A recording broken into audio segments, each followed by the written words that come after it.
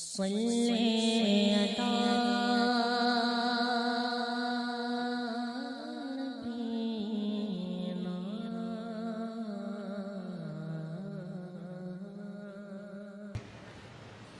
اللہ نے زندگی میں ایک بار پھر عطا کی۔ اللہ ان گھڑیوں کے وسیلے سے ہمارے گناہ معاف فرما دے۔ لیلۃ القدر اپنے دامن میں اتنی رحمتیں رکھتی ہیں کہ اس امت کے سارے گناہ گاروں کی بخشش کے لیے کافی ہے۔ اس رات میں روح الامی اترتے ہیں فرشتوں کے جلو میں، جھرمٹ میں، اور اہل ایمان جو قیام میں ہوتے ہیں، قعود میں ہوتے ہیں، ذکر الہی میں ہوتے ہیں، ان سے مصافحہ کرتے ہیں۔ یہ رات کون سی ہے؟ ترکی خیمے میں چٹائی ایک سمت کر کے سر انور حضور نے باہر نکالا اور فرمایا کہ لیلۃ القدر کو آخری عشرے میں تلاش کرو۔ اور ایک روایت کے لفظ یہ ہیں کہ آخری عشرے کی تاک راتوں میں تلاش کرو۔ وہ تاک رات کون سی ہے؟ اس کو مخفی رکھا گیا۔ حضرت ابی بن قعب رضی اللہ تعالی عنہ صحابی رسول ہیں، فرماتے ہیں میں قسم کھاتا ہوں کہ وہ رات 27ویں شب ہے۔ حضرت بایزید بسطامی علیہ رحمہ فرماتے ہیں مجھے زندگی میں یہ رات 2 بار ملی ہے اور دونوں بار 27ویں شب ہی تھی۔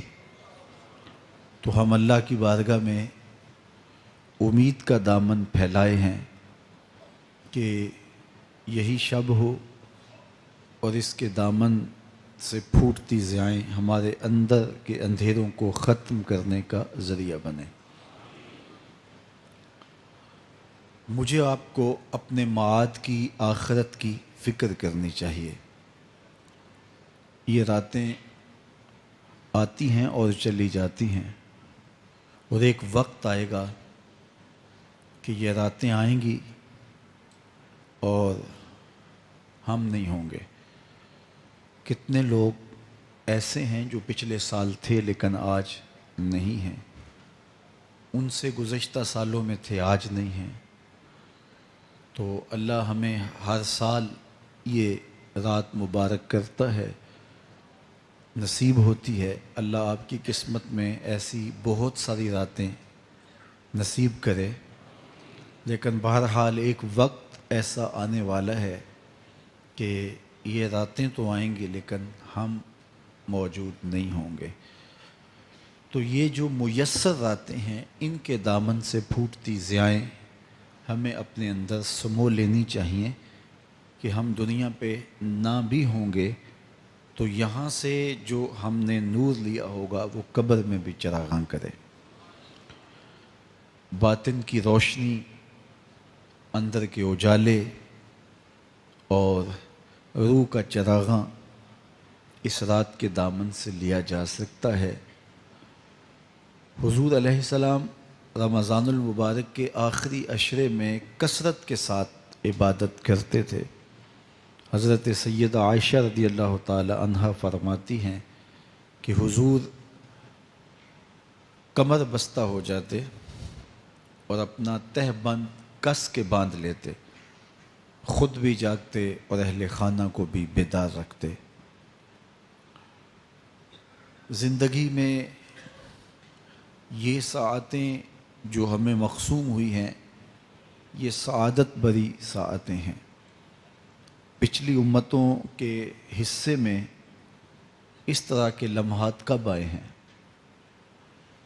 یہ ایک رات 1000 مہینے کی عبادتوں سے افضل، بہتر اور بھاری ہے۔ میرے حضور نے ارشاد فرمایا ایک بندہ صبح سے لے کے ظہر تک مزدوری کرتا ہے، اس کو ایک کی رات دیا جاتا ہے۔ ایک بندہ ظہر سے عصر تک مزدوری کرتا ہے، اس کا وقت تھوڑا ہے، اس کو بھی ایک کی رات دیا جاتا ہے۔ اور ایک شخص عصر سے لے کر مغرب تک مزدوری کرتا ہے، اس کا وقت دونوں سے کم ہے، لیکن اس کو مزدوری 2 کی رات دی جاتی ہے۔ فرمایا پہلی مثال یہود کی ہے، دوسری مثال نصارہ کی ہے، اور تیسری مثال میری امت کی ہے کہ تھوڑے کام پر بھی اجر زیادہ رکھا گیا ہے۔ تو اس امت کو جب اتنا نوازا گیا ہے کہ ایک ایک رات اتنی برکتوں کی حامل عطا ہوئی ہے، تو پھر ہمیں بہت زیادہ کوشش کر کے برکتیں سمیٹ لینی چاہیے۔ ان گھڑیوں کے دامن سے نکلتے اجالے اپنے اندر سمو لینے چاہیے۔ یہ سعادتیں اپنی روح میں جذب کر لینی چاہیے، تاکہ جب ہم اس دنیا سے جائیں تو ہمارے پاس ایک بہت بڑا روشنیوں کا ذخیرہ ہو، جو ہماری قبر میں بھی چراغاں کرے، حشر میں بھی روشنی دے، اور ہمیں کہیں بھی اندھیروں کا سامنا نہ کرنا پڑے، چونکہ روشنیاں تو ہم نے یہاں سے لے کے جانی ہیں۔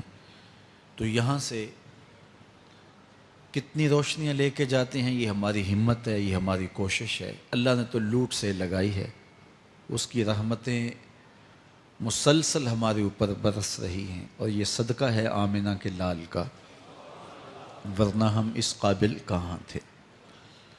تو میں اللہ کی بارگاہ میں آپ سب کے لیے دعا گو ہوں، آپ میرے لیے دعا گو رہیں کہ اس شب نور کی برکتیں ہمیں نصیب ہوں۔ حضور نے ارشاد فرمایا من قام لیلۃ القدر ایمانا و احتسابا غفر له ما تقدم من ذنبہ، جس نے لیلۃ القدر میں قیام کیا ایمان اور محاسبہ نفس کے ساتھ، اللہ اس کے پچھلے سارے گناہ معاف فرما دیتا ہے۔